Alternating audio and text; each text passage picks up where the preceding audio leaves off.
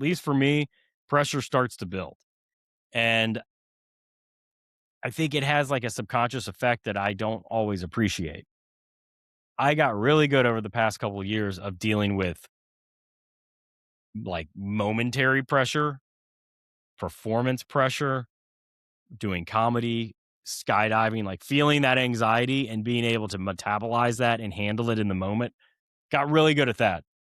But the other kind of pressure is that pervasive kind that builds up slow.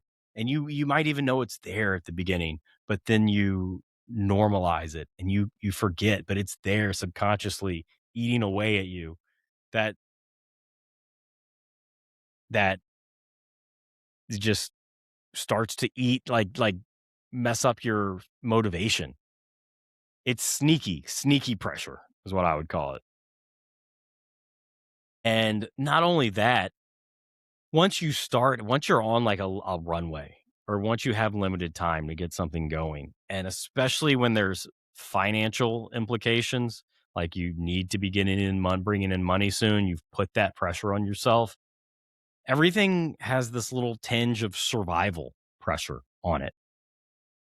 And I started having this thought like this needs to fix my life.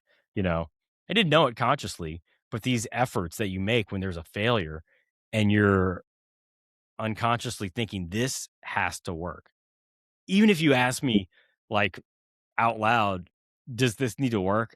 Rationally, I'm like, no, it's fine if it fails. I'll figure something else out. But subconsciously, that's not always how I feel. And so having that pressure in there, it just compounds. And you can't create from that place. And it makes small wins impossible because a small win doesn't feel like enough. And that's how I was feeling the past week. I was like, something's got to work and it's got to work big. And if it doesn't, I am still effed. But that you can't do that. So what's helped me a little bit was just acknowledging that's how I'm feeling, feel it, let it in. It's not comfortable and just accepting where I am now. And it's okay because when you do that and it lets that pressure settle a little bit, lets it dissipate because you want to be in a place where like you got to have small wins and you got to be in that present minded place where small wins feel good.